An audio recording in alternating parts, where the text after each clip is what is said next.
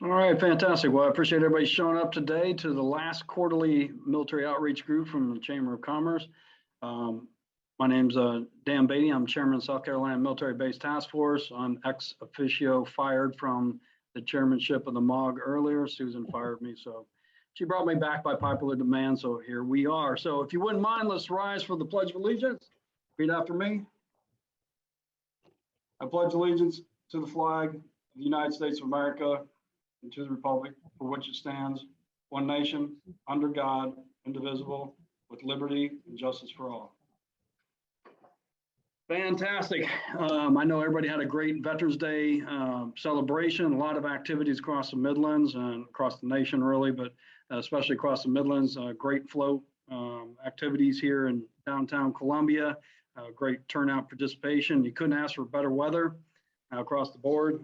Everything was good except the engine of my car, but other than that, it was superb. So without further ado, Miss Suzanne, we'll start with you and an update from DC. Thanks, everybody. Give me a minute to share my screen. If you can see me, can I get a thumbs up? Can you guys see it? Okay.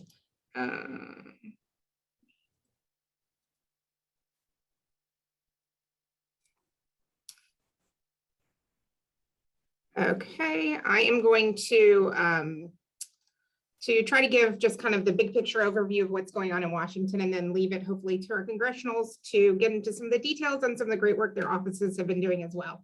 I appreciate the opportunity to present today, as always, from here in Washington.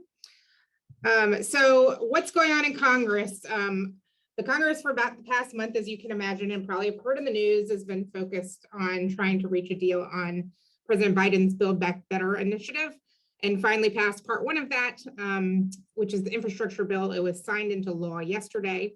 It had bipartisan support in the House and the Senate, but due to the time spent on this, other matters like appropriations, NDAA, budget reconciliation, everything has skipped to the right. The House has completed their version of the NDAA. From what we understand, the Senate is going to take up the legislation this week, and that Senator Schumer filed cloture last night.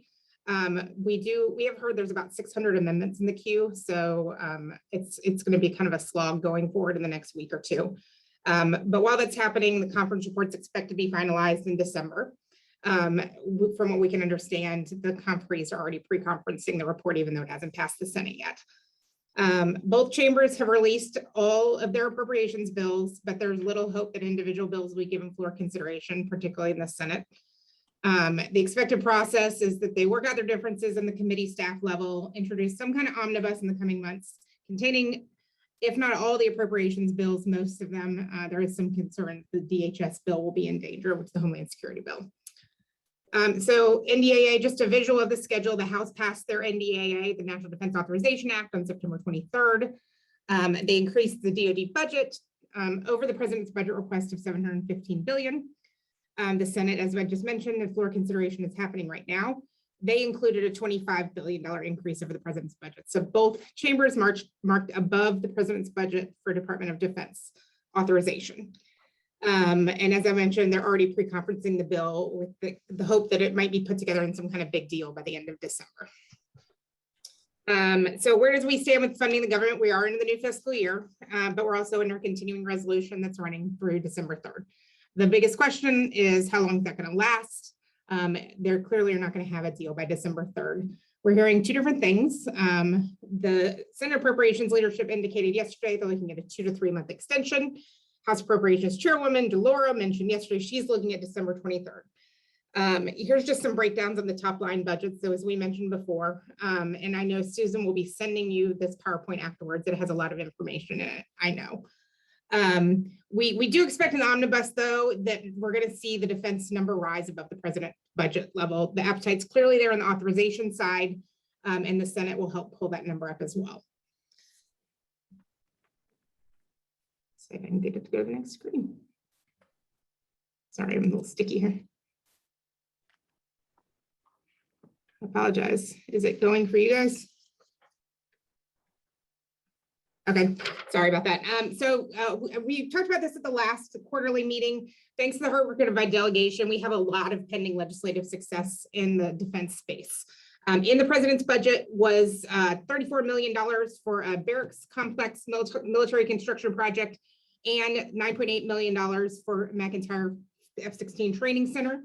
Thanks to the hard work of our delegation, particularly Senator Graham, we were able to add in additional projects, including some in Charleston as well, but also $9 million additional from McIntyre Joint National Guard Base and an additional $21 million for Reception's Barracks Complex Phase 1. That project was on what we call the UFR list, Unfunded Requirements List, and the center was able to pull it forward. I do want to flag, and we'll continue to talk about this, there's $120 million additional for the URSIP program, Energy Resiliency Conservation Investment Program, to work on improving resiliency at bases. That includes hard resiliency, soft resiliency, mission assurance, saving energy, reducing DoD's energy costs. We're going to be seeing a lot more talk in the DoD space about resiliency over the next year, and particularly as we move into the next president's budget. So I think it's something that we should all be thinking about as military community partners on how we can define resiliency and compete for some of those funds. We talked about the WIP curve issue. I know that's something that is super inside baseball of the Army, but keeping our budget, the WIP curve number under 90 million directly affected a project that we had that was running a little over cost and behind. And then there is additional money to implement the Readiness Center Transformation Modernization Plan, which I know has been in the works for 5+ years, and it's a big priority to the National Guard. I do want to flag this. It is some of the not as good news that we got in the last couple months. Annually, the Air Force puts out a supported military families annual report where they look at the quality of life issues that affect our military families and their touching communities. We had a pretty good year last year, but due to just due to state legislation that changed a may to a should on license portability, we went from all green, one of the very few states that was all green on license portability, to almost all yellow. And so we should continue to look at things like this, how we can make sure that military families and spouses who are entering our community are able to work immediately, and that we have compatible state legislation that helps them do so. And this will be, I'll send this, not just in the PowerPoint, but I'll also send this on afterwards so folks can get into a little more detail on this sheet. And then what's all this infrastructure talk about? Because I know it's been dominating the news lately. The BIF passed the Senate, the House passed the BIF. President Biden signed the bill yesterday. There's significant money going to South Carolina. When the House passed the Surface Transportation Bill, they eliminated all the highway bill earmarks. There were about 3,000 projects that just busted the bill. So the great news is for us is that money is coming to South Carolina is actually going to come much in grant or block grant form. So we should think about ways that we can do compatible infrastructure at and around our military installations and make sure that we're using state funding and prioritizing state funding that helps Fort Jackson, McIntyre, and all of our partner installations in the state grow. And infrastructure is not just roads and bridges, it's broadband, it's water, it's transit, it's climate resiliency, it's airports, it's ports, it's waterways. There's a significant amount of funding, and so we want to make sure that we strategically think about how South Carolina can get its best portion of the pie and how we can do so and support our military bases at the same time. And then I just always like to keep this slide in as we remember our guideposts on what we're doing, preparing for either a future BRAC or a future BRAC action. And just as a reminder to everybody, the Department of Defense has the authorities at any time to move mission. It can do so inside a BRAC process or it can do so outside a BRAC process. And so we are consistently and constantly need to be keeping our eye on the things we can do to improve quality of life, make sure the community is supporting our base communities in any way possible, that we're doing compatible development around base, that we're addressing our transportation issues, and that we're watching changes in our state law and policy, i.e. the licensure issue, et cetera, that affect our military installations. So that's all I had for today. I'm happy to answer questions in the chat or at the end, and happy to turn it back over to you, Dan. Thank you, Suzanne. Does anyone have any questions off the top for her? Well, if not, let's go ahead and go to William Smith, Senator Lindsey Graham's office. William. All right, good afternoon. I bring everybody greetings from Senator Graham. Just have a couple of things to put out. The Senate is working to have the Senate NDA passed on the floor. and then may proceed to motion to proceed on tomorrow, on Wednesday, but that is still to be determined at this time. Senator Graham continues to work towards passing critical military funding bills such as defense and MILCON and VA. MILCON and VA is passed out of the committee, but is not on the floor at this time. Other than that, we're continuing to see a lot of military and VA constituent service work. And if anybody needs any help with anything like that, please feel free to call the office here in Columbia, and I will be more than happy to assist you. I love doing it. So that's all I have at this time. Thank you, William. Brianna, are you on from Senator Scott's office? I am here. Thank you so much. And it's always a great pleasure to follow Suzanne and William, as always. I also bring greetings from Senator Scott. Just a couple things on this call. I want to take a moment to thank General McCarty for hosting the senator last week at McIntyre for that great visit. So thank you so much for that. The only other thing that I will add that has not been mentioned earlier, we actually have a new LC on our VA military team up in DC. His name's Josh Grant. He worked for Congressman Wilson previously, and the team at the chamber got to meet him last week. So he's a wonderful addition to our team in that space. So if you all need anything, I can share his contact. But I'll also echo what William said. Constituent services are picking up now more than ever. So that is a good thing for us, keeping us busy and helping us serve the people of South Carolina. But if you all know anyone VA military who needs assistance, please reach out to William or I. We're happy to help in any way that we can. So thank you so much. Thank you for that, Brianna. Any questions for Brianna? Larry, are you on from Congressman Clyburn's office? Dan, I spoke with him earlier and he was going to join us, but I do not see him. Okay, and I think you shot me that Alex Morris wasn't going to be able to make it, but somebody else is covering from Congressman Wilson's, and I don't remember. Sir. Brett. Well, good afternoon, everyone. Thanks for having me. As Dan mentioned, I'm standing in for Mr. Alex Morris. I'm Brett Tinder. I'm the Congressman's DOD fellow, and Suzanne did a great job, obviously, of running down the where the NDAA stands at in Congress. Congressman Wilson has two bills currently in the NDAA: the Reducing Barriers for Military Voters Act, which helps military populations that don't have access to postal service, and then also the Representation for Exceptional Military Families Act, which creates an advisory council at the DoD level for AFMP families. They both have bipartisan support. They're both currently in the House version, and they both have companion legislation in the Senate, so we're grateful for that.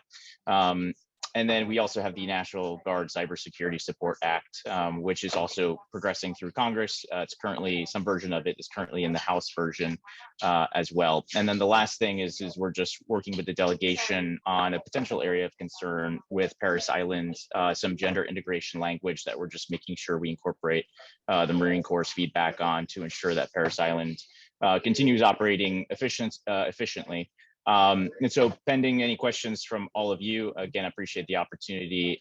We're eager to help in any way that we can, and I'll pass it back over to Dan. Thank you, Brad. I appreciate that update. I think that completes the congressional report, so we'll go to the installations. And General Michaelis out of Fort Jackson, the floor is yours, sir. Hey, good afternoon, everybody. Appreciate the time today. I'll talk about a couple things that we've been working on the last couple months, things that are coming up the next couple months, and some asks, I think. So the big reaction that we've had over the course of the last couple months, obviously, like everybody else, has been to COVID and the impact it has on Family Day and graduation. So the current state of play is with the family members that come on post, you must be either vaccinated or have a negative PCR test within the last 72 hours. That has not slowed the traffic of folks coming on post here on Wednesdays and Thursdays. At Hilton Field, we'll get anywhere between 3,000 and 4,000 visitors on Wednesdays and Thursdays. So appreciate the local Midlands and being able to absorb that number coming into the local service industry there. The second point in the last couple months is I have reevaluated the Fort Jackson campaign plan. Where there were 4 priorities before, there are 4 priorities now. The only big difference as I look at it is that I have put what I call a people first focus within Fort Jackson itself that focuses on enabling and empowering our units, our families, soldiers and civilians to be the best version of themselves. So we're really looking at the workforce development, whether on the soldier side or the civilian side, and also linking that in with quality of life, which is such a big area of interest to me. As we look at making sure that you hire a soldier, but you retain a family here, and bringing them and holding them in and around the Fort Jackson area is pretty important. One of those concerns that I'm looking at right now happens to do with federal wages associated with NAF employees. So a NAF blue collar worker here on post to get hired here, the wages that we have at the federal level are not commensurate with local services off post. So you can go to a Chick-fil-A right now, off post, quarter mile off post, and earn $15.75 an hour plus benefits. You can't do that with a NAF employee that works in our community centers, works as lifeguards and things along those lines. So we've got an exception to policy going up that goes up through IMCOM. It's sitting at IMCOM right now, waiting to get to headquarters DA and to OSD. That looks at allowing me the freedom of maneuver as a senior commander to be able to raise wages commensurate or above local wages, so we make sure that the quality of life here on post is where it needs to be. So to put that in context, we've got 200 MWR positions that are unfilled, 100 permanent positions, and 100 basically seasonal positions. And I've asked IMCOM to have this back to me, either approval or denial, by the end of December, as just one of the challenges we're having here right now on post. The other, what we've done in the last 45, 60 days is we're focusing on an adopt a school program with Richland 2. It's an old program, one that we're dusting off because it had been on life support during the COVID period. So we've been working with Richland 2 to establish that. And finally, you may or may not have heard about it, but I'm keenly focused on the quality of the experience of our trainees here on post. Mainly it comes in, and when I look at that, is not necessarily the training and developing leaders perspective, but the facilities and the contracts surrounding those facilities itself, whether it's the barracks, that the workforce or the work orders to make sure they're at a certain level of standard, or our dining facilities. Dining facilities are impacted both by DPW dollars, SRM that we have, but also as a function of the cooking contract we have through a local vendor here in the Midlands area itself. And I'm holding them accountable to a standard to make sure that our trainees have the right experience and then bring it to the rest of the Army. Next couple months will be dominated by victory block leave setting conditions here. About mid-December to the beginning of January here, we'll have anywhere between 6,000 and 7,000 soldiers depart within a 3-day period and arrive back to Fort Jackson within a 3-day period. About a quarter of those will fly out of Charlotte, and another quarter of those will fly out of either Charlotte or the Columbia Airport, or by bus or by train, and the rest of them will end up leaving by personal owned vehicle to be able to go home for the 2-week, what used to be called Exodus, now we call victory block leave. I know that we've been in deep conversations with Columbia Airport and also with Charlotte Airport to make sure that this is all coordinated and synchronized. And it'll be a rush to get them all out and a rush to get them all back, but we're in condition setting right now. The other has to do with decision points associated with COVID. I have recently raised our health protection condition from Bravo to what I call Alpha Plus. Essentially, there's really no change to the way we're doing business here, but what it does allow me to do is open the CDCs up to 100% capacity rather than 80% capacity. when we see this directly impacts our drill sergeants and their families that are here on post itself. The other decision has to do with mask mandate. That's not tied to health protection condition, but tied to OSD guidance on local rates of positivity. Once we're down below 50 positive COVID cases per week for about a 2-week period, that'll be a key for me to make a decision here on post on where we're at in terms of the federal building mask mandate. Asks. So you've already discussed a lot, Susan, about where we're at on MilCon. We're working with TRADOC right now to make sure that priorities are aligned. We do see that TRADOC is adjusting to other higher priorities here, which will impact the CYS, will impact the Drill Sergeant Academy, and will impact BCT 5. We are well in line with this idea of, as this infrastructure bill comes in play, compatible infrastructure. I've asked some discussions here on relooking the traffic patterns into and out of Fort Jackson itself. So this may be a prime opportunity that both sides come to the table here in a big way. But I also hear you, and when you talk about energy resilience here within the local area, that's a big point of interest here within the MCOM crowd itself. And then for Dan, I know that we've talked about this before, but the last economic impact study was in 2017. Maybe we give it another year before things settle out of COVID and probably start relooking that so that we have a good snapshot of economic impacts there. And that's it from Fort Jackson perspective. Standing by for any clarifications or asks. Over. All right, anything for General Michaelis? I know Katie and the whole USO and the chamber team will help you out with VBL as it always does, and getting all those soldiers out and back in timely fashion. And we're actually underway with the economic impact study as we speak. So hopefully by the end of the year, we'll get that wrapped up. So great Good. point. Thanks, All right, for the National Guard, we have General Van McCarty, sir. All right, thank you for the opportunity to give a few updates here. I'd just like to start with our facilities. We've had our Florence Armory under renovation now. We're scheduled for a ribbon cutting for that revitalization project on December the 4th.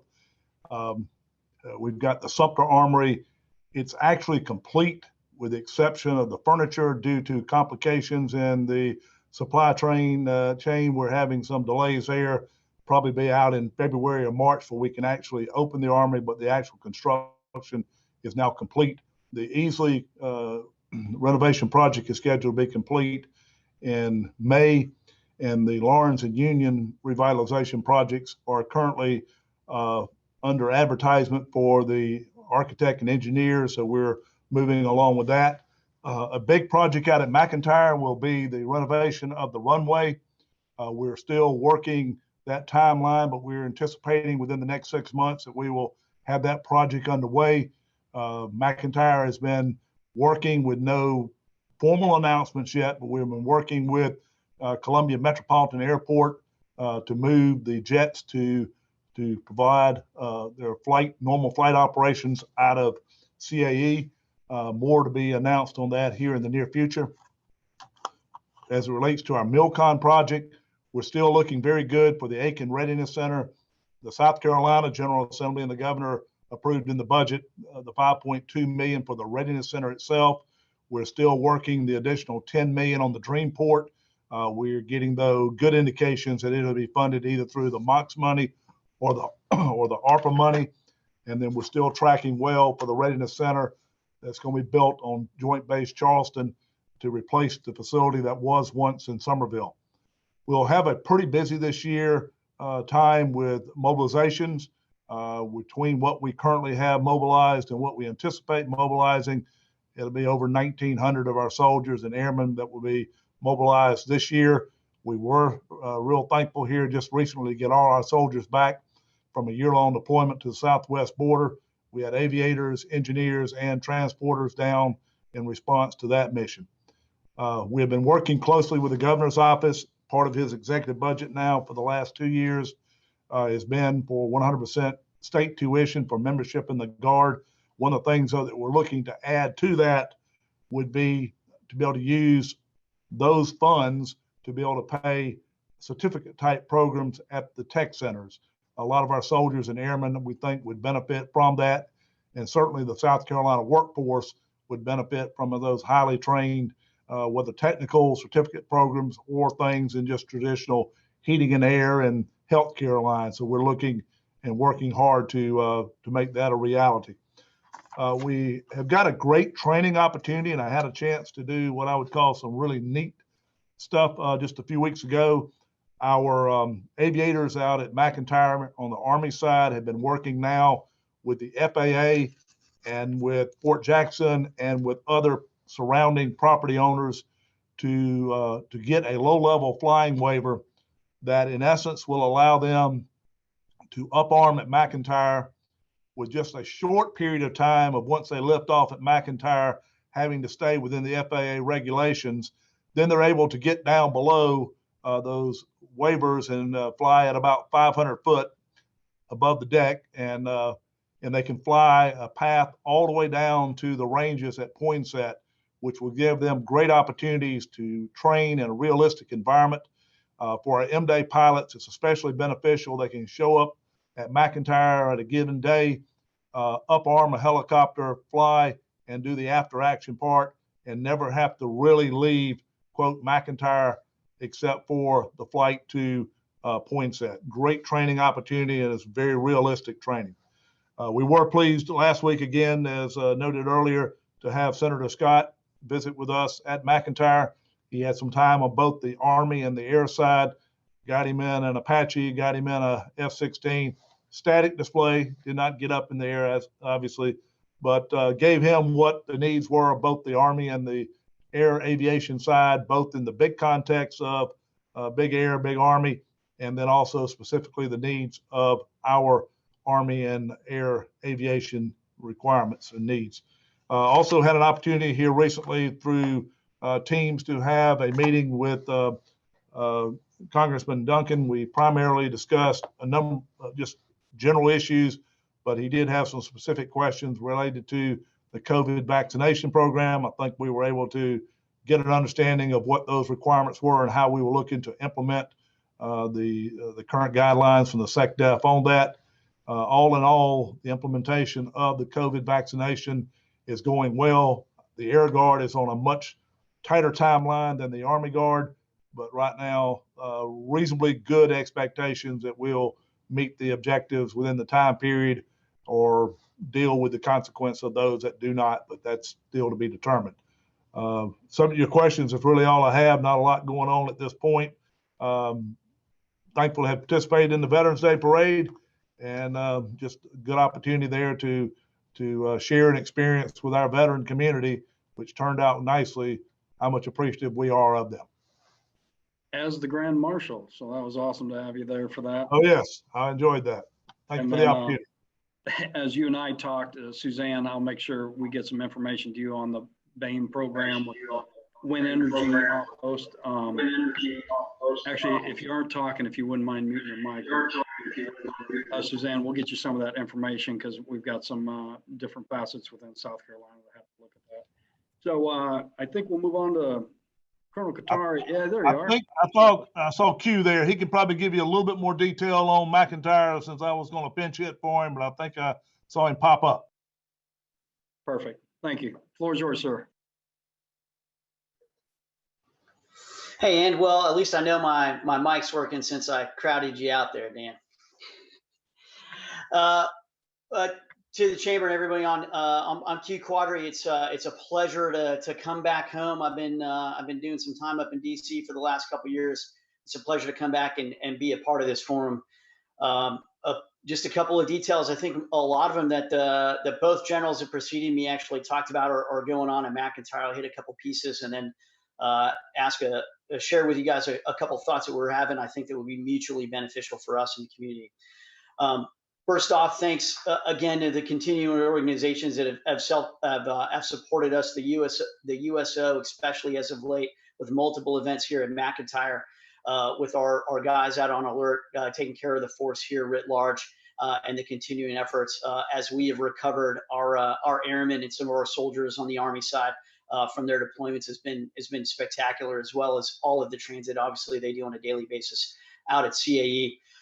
As well, and I'll talk about this here in a second, for Veterans Day, we are taking an active role in building a memorial foundation called the Guns Garin Memorial Foundation for one of our pilots that we lost a little while ago, and building that out to support military families and to foster aviation inside the local community and provide those scholarships. So we had several local businesses and organizations contribute to this year. It's only the second year that we've done that Veterans Day golf tournament, and we were able to raise over $50,000 with a couple extra checks coming in. I think we'll be banging around about 75 this year, and from 12 and 15 last year, we're able to actually send a couple kids to school and make some substantive differences for some families, which is pretty powerful. And thank you guys for that support. And of course, to DHEC as well, which, as we just alluded to, for a couple different reasons, we're still supporting DHEC's storage of vaccines for the community here with the facilities that we have. But quite frankly, DHEC's been instrumental in helping McIntyre adhere to the DoD guidelines with respect to vaccination of the force. 2 trips out, and it just put the Air Guard side of the fence in a dramatically really good position. That, when combined, as General Michaelis had described, what we see the posture in the community will allow us to better reflect our COVID postures here on the installation and build back readiness and normal operations for our training and our environment here. So all things still not out of the woods, but definitely moving in a forward path. Just briefly on a couple other recent events, and another thanks is to the state fair. So we were able to get the national recruiting asset at the state fair, over 2,300 touches, which is pretty remarkable. And I think not just as the Air National Guard Fighter Wing Commander here, but just as a member of the military and the Joint Force, right? That number of touches to our youth to talk about what service looks like, to talk about what opportunities are out there is pretty powerful, no matter how that may play out in the service of the component. Is pretty good. A little bit near rocks, and we talked about Senator Scott's visit last week, which was outstanding. And again, always welcome for all of our members and their staffs to come out to the installation and leverage us as a resource for any of the work that you may be doing that we can help. Leverage our friends of friends to be able to help things, and as well as then be able to tell our story is a pretty powerful one, and what that looks like, not just for the Midlands, but for the state. A couple things coming around the corner. Flybys are getting pretty scarce as resources are getting tight and operations are getting tight, but nonetheless, very powerful Veterans Day. And then we've got one coming up for Wreaths across America over Fort Jackson. We'll try and do what we can do around the community as well on that day to take advantage of that. As General McCarty said, sometime in the spring, we should be doing construction on our runway that will displace F-16 operations out of McIntyre. Army aviation operations will continue at McIntyre. That displacement will land, quite frankly, either at Shaw or at Columbia. We'd like to head to CAE, but we're navigating all of the planning and the coordination of those efforts to do that. Our preference is to go to Columbia for several different reasons, and quite frankly, that is to put our forces and to put your South Carolina Air National Guard with a little bit more footprint inside of the city and a little bit closer. Although that being said, right, there's a lot of coordination and communication I think that would go there, because it's pretty cool to see an F-16. It is not very cool to hear an F-16 from all day, every day. And so we need to be smart about that. And again, those are in the planning stages, and I think doing pretty well.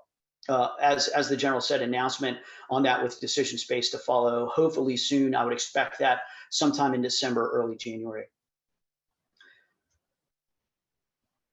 One other thing, just speaking about use, I think most people are familiar with the Starbase program. That has been as well incredibly powerful for younger generations and focusing and bringing effort on STEM. Ironically enough, it's some of these small, high-yield programs that sometimes don't get become at risk, and so we're doing a little bit of advocacy. We'll come up voice if we need some help, but this is kind of the preview of, hey, we may be asking for help to get to continue STAR-based and that STEM development outreach programs for high school students in the upcoming future. I'm actually going to be in DC in a couple of weeks, and that'll be one of the topics of discussion. The big rock for us, and Susan talked about it earlier with respect to the DoD budget.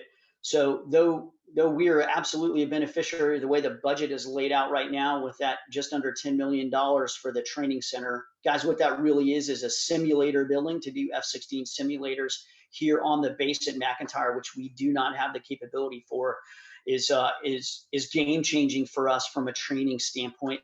But beyond that, the implementation, we are concerned about. So this DoD budget that still is the same, that still is actually growing with certain aspects, but the implementation of it with respect to force structure, the implementation of it with respect to the F-16 is not nearly as rosy as a $750 billion defense budget would be. And so our work and our advocacy inside of the Air Force to ensure that the vibrance of the 169th Fighter Wing and tactical aviation at McIntyre and those investments in that talent pool at McIntyre, I think is still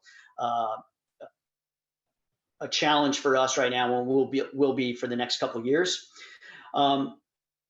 I would dovetail that with, as we look at what are the opportunities as the strategy of the Defense Department moves into strategic competition and what that looks like as we are diversifying our mission sets. Conversation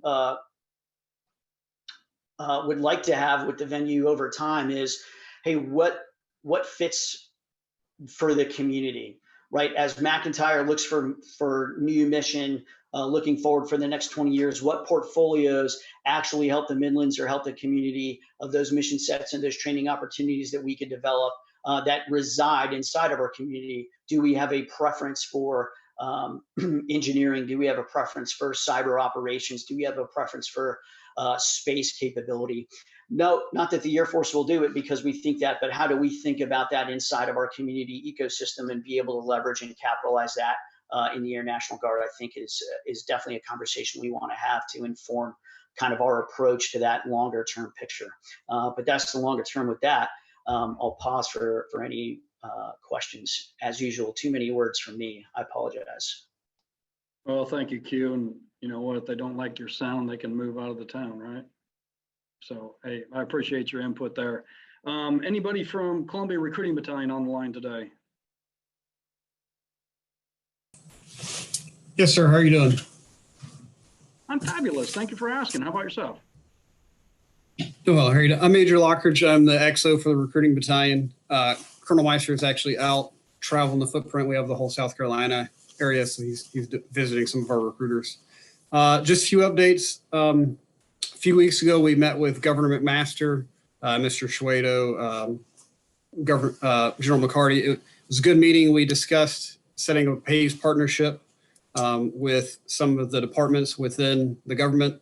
And that PAYS partnership is it's Partners of Youth and Youth Success. And what it does is it allows an applicant, once they enlist into the Army, as part of their contract, they're allowed to gain a military mentor with a local business, as long as they're a PAYS partner, to then allow them employment or at least the opportunity to become employed after they've finished their initial contract. So it's a great opportunity, great program, and it goes right in line with the push right now through USREC, which is trying to get the reserve applicants contracted, and that allows them to stay within the state. I know the National Guard has similar efforts. General McCarty was there to help support this on the National Guard side, but that's keeping these veterans and these soldiers in the South Carolina area so that we can continue to push to that. Of course, we're always pushing to get them to join the active duty so they can go serve abroad and anywhere else over the United States, and they're afforded that same opportunity. But I think it was a great program. I know we've been working with some of the other partners in the area to improve that, not just within the government, but any local businesses that want to be PAYS partners, they're welcome to join that as well. So that was great. Had a great time at the Columbia Parade, Veterans Day Parade. I was there as well with the DoDEA schools. It was great. Got to march with my daughters. It's probably the longest Veterans Day Parade I've ever been in, and I was very impressed. I mean, I've seen a lot of Veterans Day parades, but this one was a good 2 hours of fun. So it was great. Short march, but a lot of people. So it was great. Other than that, our biggest push, like I said, is pushing the reserve right now so that we can keep the applicants within the area. It's great. We've got a partnership with the Citadel that we're working as well to try and improve our access there. And we've improved some of our relationship with some of the other universities. South Carolina here, of course, and the one that I won't talk about that most of you know, that the Tigers up north. So, but other than that, it's been great. We've been working with General Michaelis in Fort Jackson to make sure that we get first class service here at the MEPS when the future soldiers in process, and as well as we continue through the process, showing them what basic training will be like, and to continue that relationship so they can understand what they're going to do. Other than that, that's the main thing we have. I just wanted to highlight the PAVES partnership that we have going on. So if anybody has any questions for us, I'm free to answer. No, I appreciate it, and I would encourage you to get with Miss Susan to get that PACE program put out to all the applicants here so they can get a little bit more awareness. So thank you for joining us today. Mr. Larry Ward, how you doing, partner at Congressman Clyburn's office?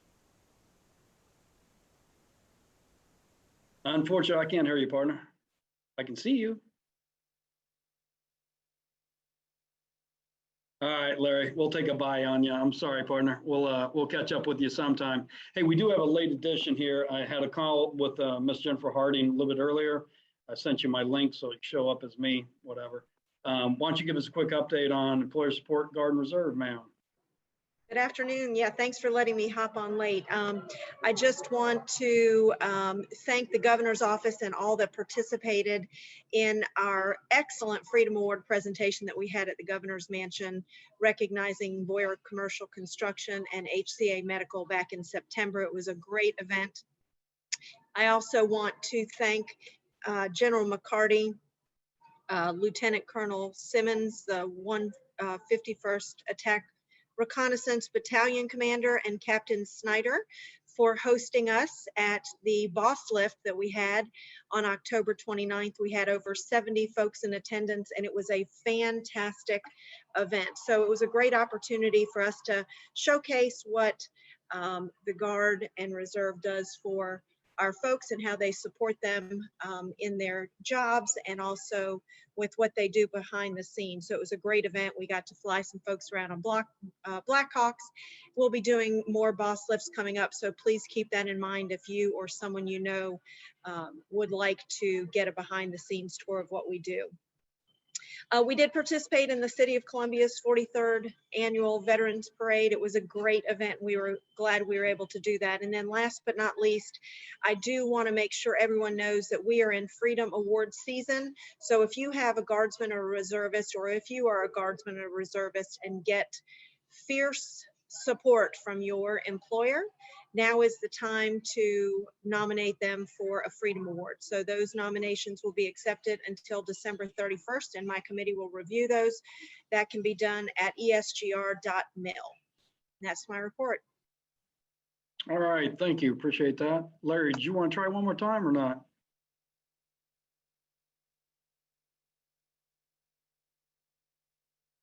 I'm sorry, no luck. Sorry, Larry. All right, we'll go ahead and move on. Sterling Bird from the Department of Veterans Affairs. You want to give us an update, Sterling? Sure. Thank you, Dan. Glad to be here. I just want to briefly give a couple updates on some of our construction projects. First of all, our 17,000 square foot Orangeburg community-based outpatient clinic. They're currently installing the fiber, and we're tentatively opening next month in December. Our 19,000 square foot Sumter community-based outpatient clinic, the foundation is complete. We're trying to overcome some delays we're having with steel and roofing, so hopefully we'll get that resolved. Our 19,000 square foot Rock Hill CBOC, the groundbreaking should take place this month. Our 23 bed inpatient mental health unit here in the main facility, we are having a ribbon cutting for that today, so it'll be a big improvement over our current inpatient mental health. Additionally, our freestanding rehabilitation building, the groundbreaking has started on that. That is a $16 million, 15,000 square foot facility, so we're very excited to have that. And then finally, our 16-suite Fisher House, the groundbreaking has begun. And just really want to thank everyone in the community and a lot of the people on here for the support that you've provided for this project. And that's all I have for today. Susan asked me to keep it kind of brief, but I'd be happy to answer any questions that anyone has. Well, if Susan asked, you must deliver, right? So you learn quickly, partner. All right, thank you very much. Dan Reitzman, Department of Veterans Affairs. Dan, I saw you on earlier. I don't see you now. Still there? Yeah, I'm here. You got me? Yes, sir. We sure do. Floor is yours. All right, thanks. So just want to share a few things with the South Carolina Department of Veterans Affairs. Hopefully you guys can see my slides here. All right. Well, I'll forego the slides. I can't get them to come up right now. But just want to share a few things with the South Carolina Department of Veterans Affairs. And so the biggest thing is that our department is getting bigger. So within the last month, we've hired about 4 different positions: Women and Minority Coordinator, Veteran Employment Coordinator, Veteran Housing Coordinator, and also all the regional integration officers for the different regions. So for the regional integration officers, or RIOs, what we do is we line up organizations and resources to help the veterans in our prescribed regions. So we have 4 regions. We have the PD, Midlands, Low Country, and the upstate areas. So there's a lot of different organizations out there designed to help veterans, and they're all great people, all doing great things to help veterans and their families get them the benefits and services that they've earned. But what we're trying to do is just streamline those groups into one place. So we have an initiative that I'll be able to talk a little bit more about in January once we get it ready to go and launch. They'll kind of help streamline that and put those organizations into one spot where a veteran can just go online and do some input data for themselves and get the resources that they need. So the biggest thing with our department getting bigger is our goal is to continue to provide services for the veterans and their families. And the one thing that we are looking for are volunteers to go through the Palmetto Pathfinder down in, started with the Vantage Group down in Low Country. And what that is a mentorship program for veterans who are or military members who are transitioning out of service into the civilian life and just might need somebody to help kind of guide them as they go into the next step of their chapter in life. So if you have anybody you know that's interested, just let me know. We can get them in touch with the Vantage Group. We can get them into the program. Other than that, any questions, that's all I have.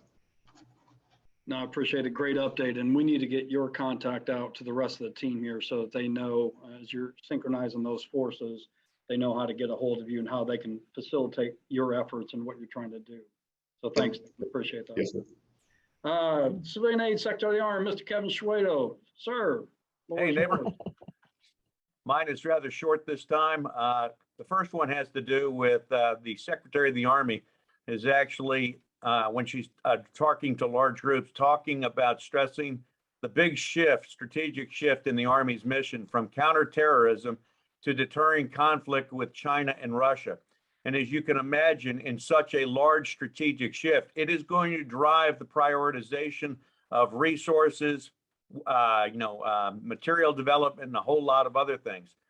There is an acknowledgement, though, that the cost of counterterrorism is a rather significant cost, particularly on soldiers and family members.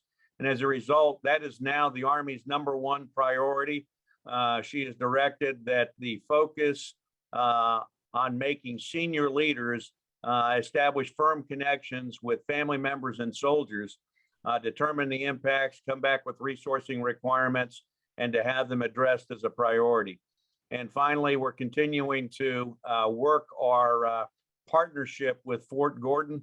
I think that most people acknowledge the fact that probably half of their workforce over time is going to end up in South Carolina.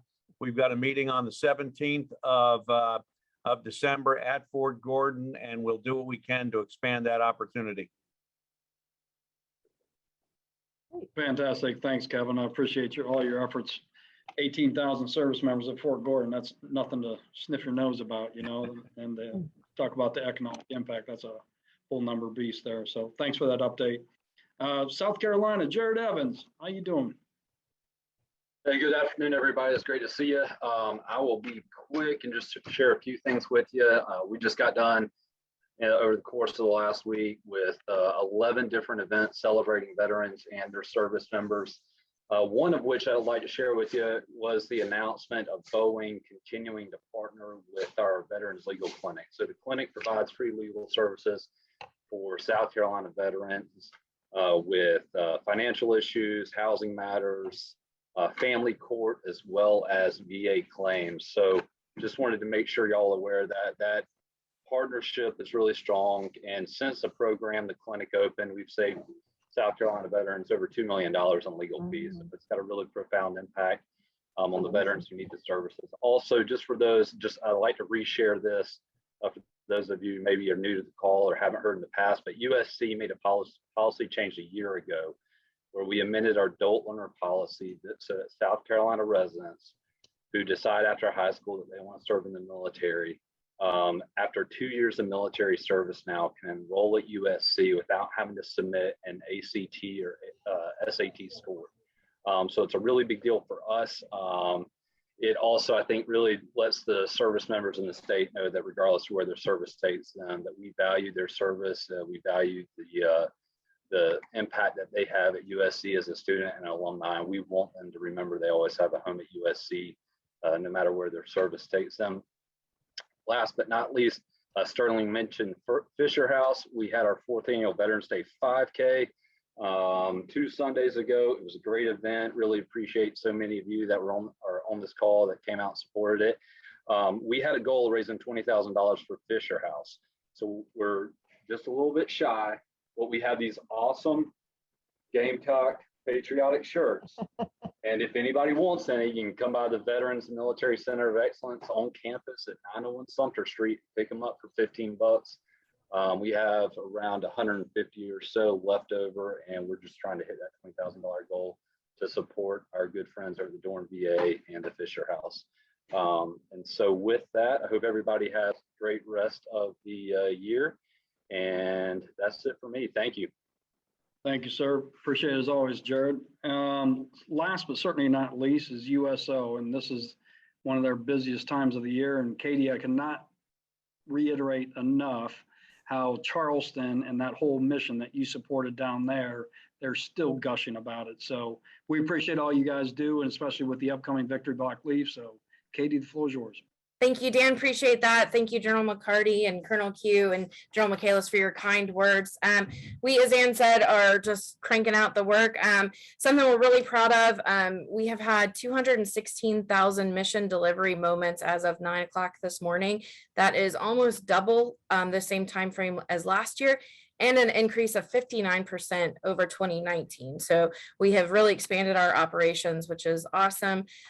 We are currently changing up our hours here at the airport to accommodate the holiday schedules with Victory Block Leave, and to accommodate the fact that we won't have any new recruits coming in between Thanksgiving and Christmas.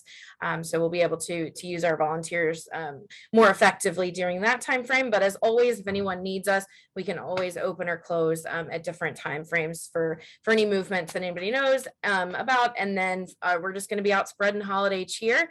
We're excited to partner with Fort Jackson for our 13th Victory Block Leave this year. So very excited about that, to see those 6,000 or 7,000 soldiers get to go home. And then also for those that won't get to go home, we'll do a couple of really fun events for them.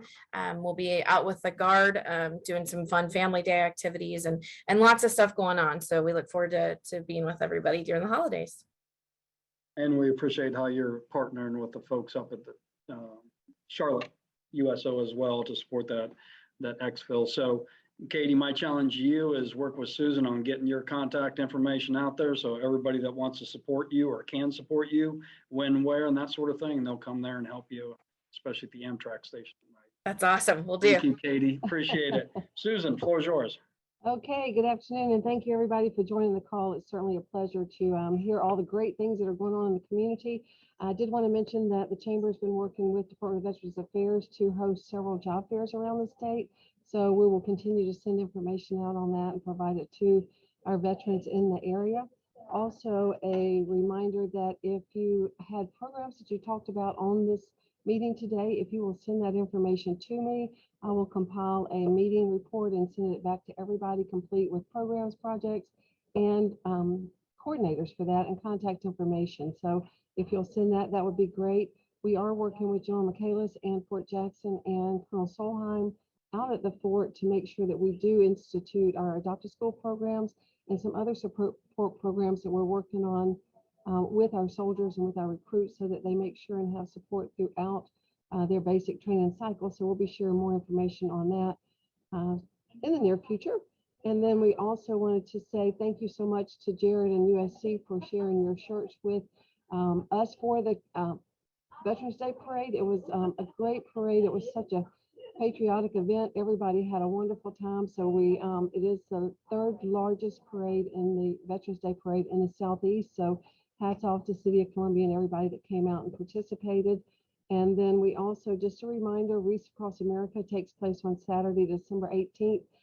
It is another very special occasion out at the Fort Jackson National Cemetery.